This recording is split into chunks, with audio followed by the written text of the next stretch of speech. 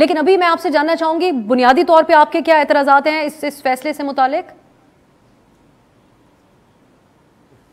फैसला जो है वो तो आप देखिए कि फ्रॉम ए टू जी इसमें ज़रा बराबर भी आप कह सकें कि ये लीगली एक लाइन भी करेक्ट लिखी हो या एक लाइन भी उसमें एप्लीकेशन ऑफ माइंड हो, ऐसा लगता है कि किसी ने बिल्कुल जो है ना क्वर्सिव मैयर के तौर के ऊपर इसको इस्तेमाल किया इस जज को, और उसको कहा गया कि तुमने आज रात लगा दो, जो हो जाए और फैसला करके उठो, और उसने फैसला कर दिया। अब उसमें लूप होल की आप अंदाज़ा इससे लगा लीजिए कि जो फेयर ट्रायल का कॉन्सेप्ट है ना article 10A of the constitution के अंदर, वो ऑल टुगेदर वो डिफाई कर दिया। ऐसा लगता है कि पाकिस्तान के आइन के इस आर्टिकल 10A को बिल्कुल पसे पुश डाल दिया गया है, उसको इग्नोर किया गया है।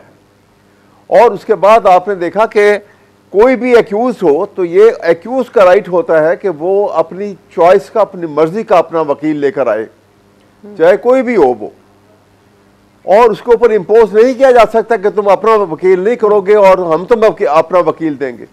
यानी प्रोसिक्यूशन अपना वकील दे रही है डिफेंस काउंसिल के तौर के ऊपर इमरान खान को कि तुम ये वकील तुम्हारी तरफ से पेश होगा। अब अंदाजा लगाइए कि इसको कहां से आप फेयर ट्रायल कहेंगे।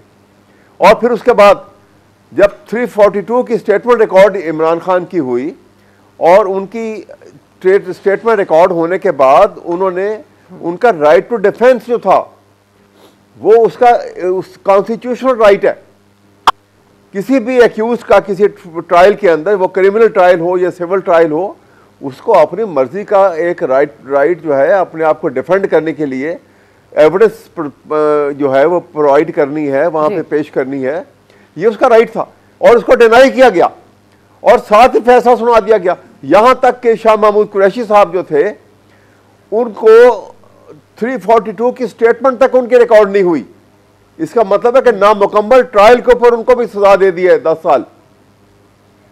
तो ये तो एक अजीबो गरीब किस्म का फैसला है, और ऐसा लगता है कि किसी ने जिस तरह कनपट्टी पे पिस्तौल रखी हो ना कि तुमने ना की तो अभी फायर हो जाएगा। ये तो अजीब तमाशा ये कानून से और आइन के साथ जदूल साहब का भी इस पे। ठीक सर, मैं इस पे वापस आती हूँ।